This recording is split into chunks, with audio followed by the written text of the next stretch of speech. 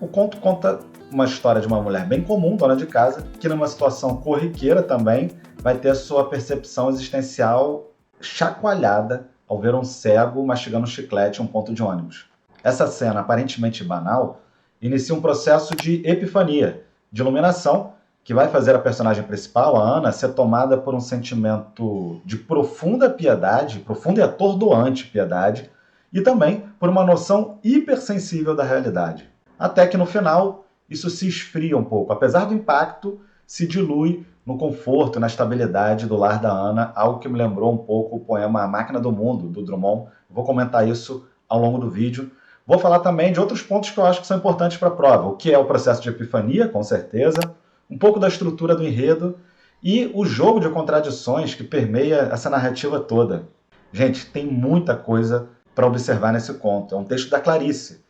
Geralmente ele é assim, muito denso. Vejam que, cronologicamente, a narrativa é curta.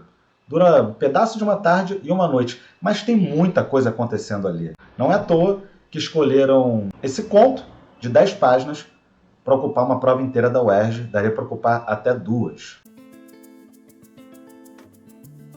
A epifania é uma palavra que surge no discurso religioso. Geralmente se refere a uma revelação de uma divindade ou a revelação de uma verdade superior ou sensível, mas é uma palavra também muito utilizada no mundo das artes, da filosofia. Na literatura, o termo epifania é muito usado para designar narrativas que têm essa saga de despertamento existencial ou algo do tipo.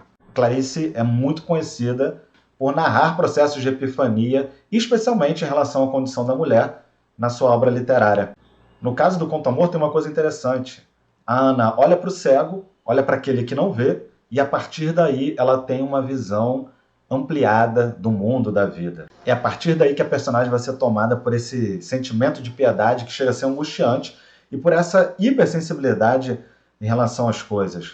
Até que vem aquele final, que se dilui, que eu falei para vocês. Não é a interrupção do processo, mas a gente percebe que aquilo se esfria, inclusive o símbolo do apagar das velas, simbolizando isso. O que me lembrou o poema Máquina do Mundo, do Drummond. No poema Máquina do Mundo, o eu lírico vai caminhando por uma estrada pedregosa de Minas, assim é dito, até que a máquina do mundo se oferece para ele, com essa revelação e iluminação do cosmos, basicamente.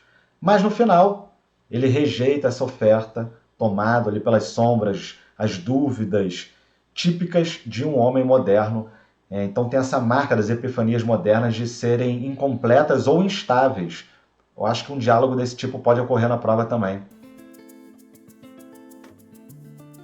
Eu acho que a prova pode falar algo sobre a estrutura do enredo. Apesar de ser um conto bem modernista, no jeito de falar, de mostrar, a estrutura do enredo não é nada distante de uma estrutura de narrativa tradicional, com introdução, conflito, desenvolvimento, clímax e desfecho. A introdução vai ali do primeiro parágrafo até aqueles outros que mostram o contexto familiar dela, quando a cena volta para o bonde. Quando a cena volta para o bonde, rapidamente ela vai ter a visão do cego, isso é a instauração do conflito, é a partir daí que tudo desanda, e é a partir daí que, no desenvolvimento da história, se encadeiam todas as ações, todo o drama narrativo, que é muito mais interior, até o momento ali que ela chega em casa, passando pelo caminho, no Jardim Botânico, chegando em casa. O clímax, que é o momento mais tenso de uma narrativa, acho que é bem discutível aqui. Mas para mim é o momento em que ela está naquela vertigem dentro de casa e a narrativa diz que ela foi tomada pelo demônio da fé, ela está atordoada. Para mim aquele é o momento mais tenso da narrativa. E o desfecho é, como eu já falei, esse esfriamento, essa diluição do processo epifânico no conforto do lar, ainda que com uma impressão de que a vida nunca mais será a mesma a partir dali. Eu acho que esses elementos estruturais do enredo podem ser abordados na prova, sim. E outra coisa muito interessante que eu acredito demais que a prova vai fazer vocês observarem é esse jogo de contradições que está em diversos momentos ao longo do conto. A começar pelo fato básico do conto, porque a Ana ela passa a ter uma visão mais ampla das coisas a partir do momento que ela olha para o cego, para aquele que não vê. Tem um jogo de contradições também ali no início, no momento da apresentação da narrativa, quando fala do contexto de vida da Ana, porque ela tem uma felicidade, uma vida boa, uma felicidade estável, mas que tem uma dose de tédio, falta vivacidade. E para reforçar essas contradições, o autor vai usar muitas vezes oxímoros, que criam essa ideia de uma existência paradoxal e reforça esse tensionamento existencial ali. Os oxímoros, galera, eles são um pouco diferentes da antítese porque eles usam termos contraditórios conectados entre si, do tipo um substantivo e um adjetivo colados um ao outro, gerando uma expressão bem contraditória e paradoxal. E a gente vê isso em vários momentos ao longo do texto, em expressões como ela foi atingida pelo demônio da fé, Ana caíra numa bondade extremamente dolorosa, o amor e o seu inferno, uma vida cheia de náusea doce até a boca. Enfim, essas e outras expressões são bem comuns ao longo do texto, observa na sua leitura.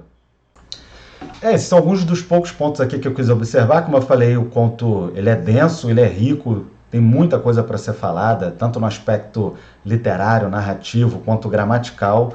Apenas algumas luzes para a gente pontuar e observar o funcionamento e a beleza desse texto da Clarice Lispector, o conto Amor.